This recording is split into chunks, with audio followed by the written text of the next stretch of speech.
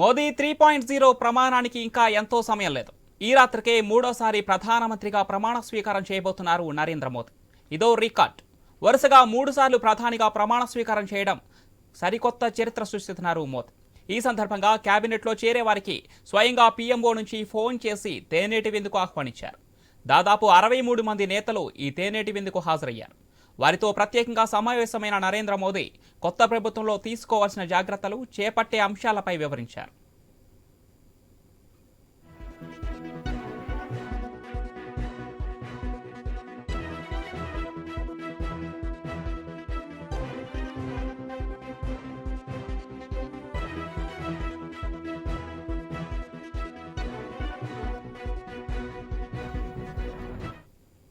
మోదీ 3.0 ప్రమాణానికి ఇంకా ఎంతో సమయం లేదు. ఈ రాత్రికే మూడోసారి ప్రధానమంత్రిగా ప్రమాణ స్వీకారం చేయబోతున్నారు నరేంద్ర మోదీ. ఇదో రికార్డ్. వరుసగా 3 సార్లు ప్రధానిగా ప్రమాణ స్వీకారం చేయడం ద్వారా సరికొత్త చరిత్ర సృష్టిస్తున్నారు నరేంద్ర మోదీ. ఈ సందర్భంగా కేబినెట్లో చేరే వారికి స్వయంగా పీఎంఓ నుంచి ఫోన్ చేసి తేనేటి విందుకు ఆహ్వానించారు. దాదాపు 63 మంది నేతలు ఈ తేనేటి విందుకు హాజరయ్యారు. వారితో ప్రత్యేకంగా సమావేశమైన మోదీ కొత్త ప్రభుత్వంలో తీసుకోవాల్సిన జాగ్రత్తలు, చేపట్టే అంశాలపై వివరించారు. తాజాగా ఈ సమావేశానికి హాజరైన వారిలో 6 మాజీ సీఎంలు కూడా ఉన్నారు. వారిలో రాజ్నాథ్ సింగ్, శివరాజ్ సింగ్ చౌహాన్, మనోహర్ లాల్ ఖట్టర్, శర్వానంద్ సోనోవాల్, కుమారస్వామి, జితిన్ రామ్ మాంఝీ ఉన్నారు. అంతేకాదు మోదీ 2.0లో మంత్రులుగా ఉన్న వారిలో అమిత్ షా, నితిన్ గడ్కరీ, పీయూష్ గోయల్, జ్యోతిరాదిత్య సింధియా, అర్జున్ రామ్ మేఘవాలే కూడా వచ్చారు. 36 ఏళ్ల వయసులో టీడీపీ నుంచి రామ్మోహన్ నాయుడు కేబినెట్ మంత్రిగా కాబోతున్నారు. రైట్గా ఇదే అంశానికి సంబంధించి మరింత సమాచారం మా ఇన్పుట్ ఎడిటర్ శ్రీకాంత్ ఫోన్ లైన్లో అందిస్తారు. శ్రీకాంత్. Good afternoon. మొత్తానికి ప్రధానమంత్రి నరేంద్ర మోడీ నివాసంలో ఈ రోజు తేనేటి విందు అయిపోయింది. దానికి సంబంధించి కేబినెట్ కూర్పు కూడా జరిగింది. సో దీంట్లో తెలుగు రాష్ట్రాల నుంచి, మరి ముఖ్యంగా అటు ఆంధ్రప్రదేశ్ గాని, ఇటు తెలంగాణ నుంచి గాని కేబినెట్ లో ఎవరెవరు రాబోతున్నారు అన్నటువంటి ఒక ఉత్కంఠకు మాత్రం కొంత తెరదింపినట్టు కనిపిస్తోంది. అటు తెలుగుదేశం పార్టీ నుంచి, ఎందుకంటే ఈసారి మిత్రపక్షంగా ఉన్నారు కాబట్టి తెలుగుదేశం పార్టీ నుంచి కొంత కీలకమైనటువంటి కేంద్ర మంత్రివర్గ సభ్యులు రాబోతున్నారు. ఇటు తెలంగాణ నుంచి బండి సంజయ్ ఈసారి కేంద్ర మంత్రిగా బాధ్యతలు చేపట్టబోతున్నట్టు తెలుస్తుంది. ఈవెన్ ఎన్నికల ముందు కూడా ఈ న్యూస్ బండి సంజయ్ తో చర్చించడం జరిగింది, మాట్లాడడం జరిగింది, మనం ప్రత్యక్షంగా కలవడం కూడా జరిగింది. సో కేంద్ర మంత్రిగా అవకాశాలు కూడా బండి సంజయ్ కి ఉన్నాయన్నటువంటి సంకేతాలు కూడా రావడం జరిగింది. సో ఇట్లా నేపథ్యంలో మరోసారి కేంద్ర కేబినెట్ లోకి కీలకమైనటువంటి నాయకత్వం మొత్తం కూడా రాబోతోంది. దాంట్లో భాగంగా అమిత్ షా, అట్లాగే రాజ్నాథ్ సింగ్, గడ్కరీ, సో వీళ్ళంతా కూడా మళ్ళీ కేంద్ర కేబినెట్ లో ఉండబోతున్నారు. ఎందుకంటే నరేంద్ర మోడీకి వీళ్ళంతా ఒక నమ్మిన బంటులా ఉంటారు. At the same time administration లో కూడా చాలా కీలకంగా ఉంటారు.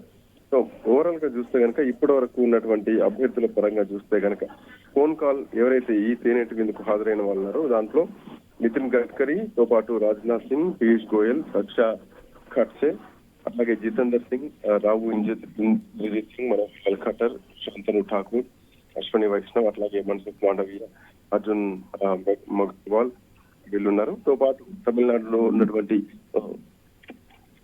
భారతీయ జనతా పార్టీ రాష్ట్ర అధ్యక్షుడు అన్నామలై కూడా ఈసారి కేంద్ర కేబినెట్ లోకి ఆయన కూడా తీసుకోబోతున్నట్టుగా కొంత విశ్వసనీయ సమాచారం అయితే కనిపిస్తోంది.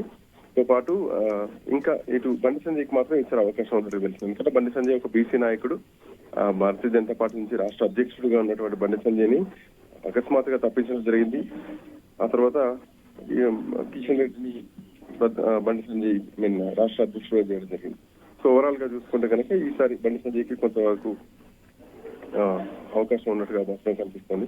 ఓవరాల్ గా మోదీ కేబినెట్ లో పనిచేసి ఇప్పటికే కిషన్ రెడ్డి మంత్రిగా శ్రీకాంత్. ఇక చూసుకుంటే ఈసారి కేబినెట్ కూర్పులో యూపీ, రాజస్థాన్, గుజరాత్ నుంచి కూడా కేంద్ర కేబినెట్ మంత్రి పదవులు తగ్గుతున్నట్లు తెలుస్తుంది. అలావిధంగా అజిత్ పవార్ నేతృత్వంలోని ఎన్సీపీకి కూడా ఎలాంటి కేబినెట్ మంత్రి పదవులు కూడా దక్కే ఛాన్స్ లేనట్టు కూడా తెలుస్తుంది. దీనికి ప్రధాన కారణం ఏమి ఉండొచ్చు? అలాగే ముఖ్యంగా తెలుగు నుంచి, అంటే తెలుగు రాష్ట్రాల నుంచి ఎక్కువ మందికి అవకాశం రావడానికి అక్కడ కేంద్రంలో ఖచ్చితంగా మెజార్టీ తగ్గడం ప్రధాన కారణం అనుకోవచ్చు.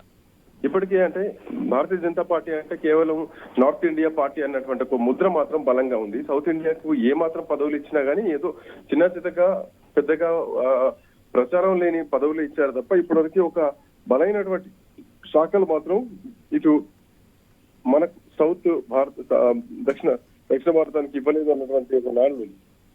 సో ఇట్లా నేపథ్యంలో ఈసారి మిత్రపక్షంతో ప్రభుత్వం ఏర్పాటు కాబోతుంది. ఇదివరకంటే భారతీయ జనతా పార్టీకి సొంతంగా ప్రభుత్వాన్ని ఏర్పాటు చేసినటువంటి శక్తి ఉంది. బట్ ఈసారి మాత్రం అటు Nitish Kumar JD, same time ఇటు తెలుగుదేశం పార్టీ సర్వదా.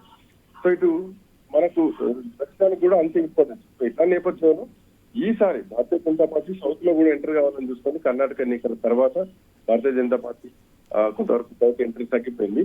సో అది కాస్త ఈసారి తెలంగాణ, ఆంధ్రప్రదేశ్ ఈ రెండింటితోటి సమన్వయం చేయాలన్నటువంటి ఒక ధోరణిలో ఉంది. ఇట్లా నేపథ్యంలో ఈసారి సౌత్ కి ఎక్కువ ఇంపార్టెన్స్ చేయాలన్నటువంటి ఉద్దేశంతో ఒక అండర్స్టాండింగ్ లో భాగంగానే ఈసారి సౌత్ లో భారతీయ జనతా పార్టీ పాగా వేయడానికి చేస్తున్నటువంటి ప్రయత్నాల్లో ఒక భాగం అనే చెప్పాలి ఇప్పుడు జరుగుతున్నటువంటి ఈ పరిణామం ఏదైతే ఉందో.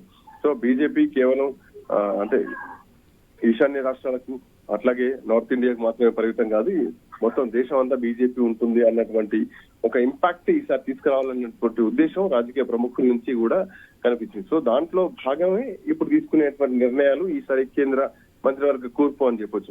ఇక్కడ మరొక అంశం, ఇక్కడ 33% మహిళలకు రిజర్వేషన్ అనే అంశం ఇప్పుడు తెరపైకి వస్తుంది ఖచ్చితంగా. అయితే ఇక్కడ అమలు కాకపోయినప్పటికీ ఈసారి కేబినెట్ లో మహిళల ప్రాధాన్యత ఎంతవరకు ఉంటుంది అనుకోవచ్చు? ఖచ్చితంగా మహిళల ప్రాధాన్యత కూడా ఖచ్చితంగా పెద్దపీట వేస్తారు, దాంట్లో డౌట్ ఏం అవసరం లేదు. మహిళల ప్రాధాన్యతతో పాటు ఎందుకంటే ఈసారి ప్రతిపక్షం కూడా గట్టిగా ఉంది, బీసీ కులగణన చేయాలి అన్నటువంటి నినాదాన్ని ఈసారి ప్రతిపక్షం ఇండియా కూటమి బలంగా తీసుకొస్తుంది బయటికి. ఎందుకంటే వాళ్ళకు కూడా గతంలో కంటే 40 స్థానాల నుంచి ఈసారి 99 స్థానాలకు ఎగబాకినటువంటి కాంగ్రెస్ పార్టీ కూటమితో పటిష్టంగా ఉంది. సో ఇట్లా నేపథ్యంలో కూటమి కూడా స్ట్రాంగ్ గా ఉంది, బీసీ కులగణన చేయాలి అన్నటువంటి నినాదంతో ముందుకెళ్తుంది. సో ఇటు కులగణన సంబంధించి భారతీయ జనతా పార్టీ ఎట్లాంటి నిర్ణయం తీసుకుంటది అంటే ఇప్పటివరకు భారతీయ జనతా పార్టీ మనం చూడొచ్చు కేవలం ఒక అంటే మతతత్వ రాజకీయం మాత్రమే చేసింది స్పష్టంగా కనిపించింది. హిందూ భావజాలంతో మాత్రమే ఇప్పటివరకు పార్టీ నడిపించింది. బట్ ఇప్పుడు ప్రతిపక్షం చాలా గట్టిగా ఉంది, చాలా స్ట్రాంగ్ గా ఉంది. 10 ఏళ్ల తర్వాత కాంగ్రెస్ పార్టీ డబుల్ స్థానాలు గెలుచుకుంది, కూటమితో స్ట్రాంగ్ గా ఉంది. సో ఇట్లా నేపథ్యంలో మహిళలకు కూడా ఖచ్చితంగా ఎక్కువ అధిక ప్రాధాన్యత. శ్రీకాంత్ ఒక్క నిమిషం మీరు అలాగే హోల్డ్ ఉండండి, చిన్న అప్డేట్ వస్తుంది మనకి. ప్రధాని నివాసంలో ఏర్పాటు చేసిన సమావేశంలో 100 రోజుల రోడ్ మ్యాప్ ఏంటో మోదీ వెల్లడించారని తెలుస్తోంది. అదేవిధంగా గత ప్రభుత్వం సమయంలో మొదలుపెట్టి ప్రస్తుతం పెండింగ్ లో ఉన్న పనులకు ప్రాధాన్యత క్రమంలో పూర్తి చేయాలని సూచించారు ప్రధాని. రేపటి రోజున మంత్రులుగా బాధ్యతలు చేపట్టిన వెంటనే 100 రోజుల ప్లానింగ్ అలాగే పెండింగ్ లో ఉన్న అంశాల పూర్తికి ప్రాధాన్యం ఇవ్వాలని మంత్రులుగా ప్రమాణం చేయబోయే వారికి చెప్పారు ప్రధాని నరేంద్ర మోదీ. రైట్గా శ్రీకాంత్, ఇక్కడ ప్రధాని నివాసంలో ఏర్పాటు చేసిన ఈ తేనేటి విందు ఏదైతే ఉందో నెక్స్ట్ గవర్నమెంట్ ఫామ్ అవగానే నెక్స్ట్ 100 డేస్లో జరగబోయే రోడ్ మ్యాప్ కూడా మోదీ వెల్లడించారని తెలుస్తుంది. ఏ రకమైన అంశాలు ముఖ్యంగా గత ప్రభుత్వ హయాంలో ఉన్నటువంటి అంటే పెండింగ్ లో ఉన్న అంశాలను ప్రాధాన్యత పరంగా పూర్తి చేసుకుంటూ రావాలని చెప్పినట్టు తెలుస్తుంది. ముఖ్యంగా దేని నుంచి స్టార్ట్ చేయబోతున్నారు ప్రధాని నరేంద్ర మోదీ? గట్టి సవాళ్లే ఎదురవుతున్నట్లు తెలుస్తోంది. పవన్, ఎందుకంటే భారతీయ జనతా పార్టీ నుంచి ప్రధానమంత్రిగా నరేంద్ర మోడీ ఎన్నికైన ప్రతిసారి కూడా కొన్ని టార్గెటెడ్ గా పాలిటిక్స్ చేసినటువంటి విషయం మనం చూసినాం స్పష్టంగా. ఆ టార్గెట్లలో భాగంగా పెద్ద నోట్ల రద్దు కానీ లేదంటే ఏదైతే ఆర్టికల్ 370 విషయం అయితేనేమి, దానిలో తీసుకున్నటువంటి నిర్ణయం అయితేనేమి, ఇంకా సర్జికల్ స్ట్రైక్స్ ఇట్లాంటివి అయితేనేమి, కీలకమైనటువంటి భారతీయ జనతా పార్టీ ప్రతిష్టాత్మకంగా తీసుకున్నటువంటి అయోధ్య రామ మందిర విషయం అయితేనేమి, సో దీంట్లో భారతీయ జనతా పార్టీ చాలా కీలకంగా వ్యవహరించింది. సో ఇంకా కూడా టార్గెట్లు చాలా ఉన్నాయి భారతీయ జనతా పార్టీకి. సో వీటన్నిటి నేపథ్యంలో భారతీయ జనతా పార్టీ ఈసారి కూడా అవన్నీ ఫుల్ఫిల్ చేయాలన్నటువంటి ధోరణిలో ముందుకెళ్తోంది. సో 100 రోజుల షెడ్యూల్ ఏదైతే ప్రధానమంత్రి నరేంద్ర మోడీ చేస్తున్నటువంటి అంశం ఉందో, అఫ్ కోర్స్ ఎందుకంటే గెలిచిన తర్వాత మళ్ళీ ప్రజల్లో ఉండాలి, ప్రజలతో ఒక కనెక్టివిటీ ఉండాలి. చాలా మంది నాయకులు గెలిచిన తర్వాత ప్రజలకు దూరంగా ఉంటారు, ప్రజలతో కనెక్షన్ కోల్పోతా ఉంటారు. సో దాంట్లో మనం ఫర్ ఎగ్జాంపుల్ కేసీఆర్ ని చూడొచ్చు, జగన్మోహన్ రెడ్డిని చూడొచ్చు. ప్రజలతో కనెక్టివిటీ కోల్పోయినటువంటి ఏ నాయకుడు కూడా చరిత్రలో రాజకీయాల్లో బాగుపడ్డటువంటి సందర్భాలు లేవు. బట్ ప్రధానమంత్రిగా నరేంద్ర మోడీ 3వ బాధ్యతలు చేపట్టిన తర్వాత ఒక 100 రోజుల షెడ్యూల్ ఫిక్స్ చేసుకుంటున్నారు. ఎవరైతే గెలిపించినటువంటి ప్రజలు ఉన్నారో ఆయా రాష్ట్రాల్లో ప్రజలతో మమేకం కావడానికి ఒక షెడ్యూల్ తీసుకుంటున్నారు. ఇప్పటికే తెలంగాణ, ఆంధ్రప్రదేశ్ లాంటి రాష్ట్రాలు చూసుకుంటే కనుక ఇప్పటికి ఇక్కడ పసు బోర్డు కానీ, అటు స్టీల్ ఫ్యాక్టరీ కానీ, ఈ చాలా అంశాలు ఉన్నాయి ఇట్లాంటివి. ఇప్పటికి కేంద్ర ప్రభుత్వం ఇచ్చినటువంటి గిరిజన యూనివర్సిటీ లాంటివి కీలకమైనటువంటి అంశాలు. సో వీటిని ఈసారి ఖచ్చితంగా ఈ దఫా నెరవేర్చాలి అన్నటువంటి ధోరణిలో మాత్రం భారతీయ జనతా పార్టీ ముందుకెళ్తుంది. సో దాంట్లో భాగంగానే ఈసారి ప్రధానమంత్రి గెలిచిన తర్వాత 3వ ఇప్పటివరకు జవహర్ లాల్ నెహ్రూ తర్వాత ఈ రికార్డు బ్రేక్ చేసినటువంటి వ్యక్తి భారతదేశంలో ప్రధానమంత్రి నరేంద్ర మోడీ మాత్రమే. సో ఆ చరిత్రను తిరగరాస్తున్నటువంటి వ్యక్తి ఈసారి చాలా అద్భుతమైన ఘట్టాలు చేయబోతున్నారు, కీలకమైనటువంటి నిర్ణయాలు తీసుకోబోతున్నారు. దేశ చరిత్రలో ఇప్పటి వరకు సాధ్యం కానటువంటివన్నీ కూడా రాజ్యాంగం ప్రకారం సుసాధ్యం చేసి చూపించాలి అన్నటువంటి ఉద్దేశంతో ఆర్ఎస్ఎస్ గానీ భారతీయ జనతా పార్టీ గానీ ముందుకెళ్తోంది అని చెప్పడంలో సందేహం అయితే లేదు. బట్ చూడాలి ప్రతిపక్షం. శ్రీకాంత్, మీరు చెప్పినట్టుగానే చరిత్రను తిరగరాయబోతున్నారు. మూడోసారి జవహర్ లాల్ నెహ్రూ రికార్డును కూడా సమన్ చేయబోతున్నారు ప్రధాని నరేంద్ర మోదీ. ఇక ప్రతిపక్షాల నుంచి చూసుకుంటే మమతా బెనర్జీ రీసెంట్ గా కూడా కొన్ని వ్యాఖ్యలు అయితే చేశారు. ఎన్ని రోజులు నిలబడుతుందో ఈ సర్కార్ చూస్తారని చెప్పి ఆమె సవాల్ అయితే చేశారు. అదేవిధంగా మరొక అంశం కూడా ప్రధానంగా చర్చిస్తున్నారు. 75 ఏళ్ల వయసులో ప్రధాని మోదీ అని చెప్పేసి వీటన్నిటిని ఎలా ఓవర్కమ్ చేయబోతుంది అనుకోవచ్చు ఈ సర్కార్? ప్రతిపక్షాలు అన్నప్పుడు ఖచ్చితంగా కామెంట్ చేస్తూ ఉంటాయి. ప్రతిపక్షం మమతా బెనర్జీకి దీది నరేంద్ర మోడీ వీరిద్దరి మధ్యలో ఒక ఉప్పు నిప్పు లాంటి పరిస్థితులు ఉంటాయి, మనకు తెలిసినటువంటి విషయం. సో దీంట్లో ప్రత్యేకంగా చెప్పాల్సినటువంటి అవసరం లేదు. ఎన్డీఏ ప్రభుత్వం మీద మమతా బెనర్జీ చాలా సీరియస్ గానే ఫైర్ అయ్యారు. కేవలం అంటే ఎన్డీఏ ప్రభుత్వం మీద ఏదైతే ఉందో, అంటే ఇప్పుడు మిత్రపక్షాల నుంచి ప్రభుత్వం ఏర్పాటు చేసినటువంటి క్రమంలో అప్రజాస్వామికంగా ప్రభుత్వాన్ని ఏర్పాటు చేస్తున్నారంటూ కూడా దీది విమర్శించడం జరిగింది. సో లోక్సభ ఎన్నికల్లో బీజేపీకి స్పష్టమైన మెజార్టీ స్థానాలు రాలేదు. దాంతోనే ఎన్డీఏ కూటమిగా ఇప్పుడు నితీష్ కుమార్ గానీ తెలుగుదేశం పార్టీ సహకారంతో ప్రభుత్వం ఏర్పాటు చేయడానికి సిద్ధమైంది. సో దీనికి సంబంధించి మోడీని ఉద్దేశించి అట్ ది సేమ్ టైం ఈ ప్రభుత్వాన్ని సంకీర్ణ ప్రభుత్వాన్ని ఉద్దేశించి మమతా బెనర్జీ చేసినటువంటి వ్యాఖ్యలు ఏవైతే ఉన్నాయో మీరు చేసినట్టు అవి తీవ్రంగా ఒక చర్చనీయాంశంగా మారినటువంటి సందర్భం మాత్రం కనిపిస్తోంది. కేవలం అటు నితీష్ కుమార్ ఇటు చంద్రబాబు సహకారంతో మాత్రమే ప్రభుత్వాన్ని ఏర్పాటు చేస్తున్నారు. సో దానికి తగ్గట్టు మమతా బెనర్జీ చేసినటువంటి కామెంట్స్ ఏంటంటే ఆమె గతంలో ఇండియా కూటమిలో ఉంది, ఎన్డీఏకి ఎప్పుడు లేదు, ఇండియా కూటమిలో ఉండి ఇండియా కూటమితో పొసగక ఆమె బయటికి రావడం జరిగింది. సో ఆమె అన్న కామెంట్ మీరు అన్నట్టు కొన్నిసార్లు ప్రభుత్వాలు ఒక్క రోజులోనే కూలిపోయాయి అంటూ కూడా సంచలనమైనటువంటి వ్యాఖ్యలు చేశారు. అందుకు మోదీ ప్రభుత్వం పెద్ద అతీతం ఏమి కాదు అంటూ కూడా ఒక చురకలాగా అనిపించిన విషయం మాత్రం కనిపిస్తోంది. అంటే దీని అర్థం ఏంటంటే ఎన్డీఏ ప్రభుత్వం అనైతికంగా అప్రజాస్వామికంగా ప్రభుత్వాన్ని ఏర్పాటు చేస్తోంది అన్నట్టుది ఆ మమతా బెనర్జీ మాటల్లోని అంతరార్థం.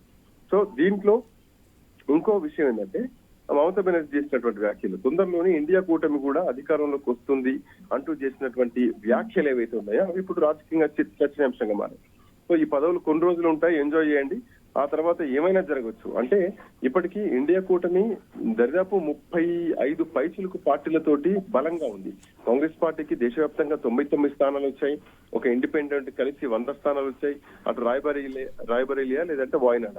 సో వాయనాడు వదులుకోవడానికి రాహుల్ గాంధీ సిద్ధంగా ఉన్నా కానీ సో ఎన్ని స్థానాల్లో 100 స్థానాల్లో మాత్రం అంటే 40 పైచిలుకు స్థానాల నుంచి 100 స్థానాల్లోకి కాంగ్రెస్ పార్టీ ఎగబాకింది. తో పాటు కూటమితో స్ట్రాంగ్ గా ఉంది. ప్రభుత్వాన్ని ఏర్పాటు చేయడానికి కేవలం కావాల్సింది 6 నుంచి 10 స్థానాలు మాత్రమే. సో ఇట్ల నేపథ్యంలో మమతా బెనర్జీ చేసినటువంటి వ్యాఖ్యలు, ఎందుకంటే మమతా బెనర్జీని మనం ఎప్పుడు తక్కువ అంచనా వేయలేం. ఒక రాష్ట్ర రాజకీయాలను శాసిస్తారు, దేశ రాజకీయాలను కూడా శాసిస్తారు. సో అట్లాంటి మమతా బెనర్జీ కొద్ది రోజులు మాత్రమే ఈ ప్రభుత్వం ఉంటుంది, కొద్ది రోజులు పదవులు ఎంజాయ్ చేయండి అంటూ చేసినటువంటి వ్యాఖ్యలు చాలా సంచలనంగా మారాయి. దీనికి తోడు నితీష్ కుమార్ గానీ ఇటు చంద్రబాబు నాయుడు గానీ వీళ్ళిద్దరూ కూడా ఎన్డీఏ కూటమిలో ఏ రోజు ఫుల్ ఫ్లెక్స్ గా లేరు. గతంలో 1980s 1990s నుంచి చూసుకుంటే అటు నితీష్ కుమార్ ఎన్డీఏ కూటమిలోకి పోవడం రావడం జరిగింది, ఇండియా కూటమిలోకి నితీష్ కుమార్ పోవడం రావడం కూడా జరిగింది, ఎన్నికల ముందు కూడా జరిగింది అదే. అటు చంద్రబాబు నాయుడు కూడా ఎన్డీఏ కూటమిలోకి పోవడం రావడం ఇవన్నీ 1990s నుంచి చూస్తూనే ఉన్నాం. గతంలో వాజ్పేయి హయాంలో కూడా ఎన్డీఏ కూటమికి కన్వీనర్ గా ఉన్నారు చంద్రబాబు నాయుడు.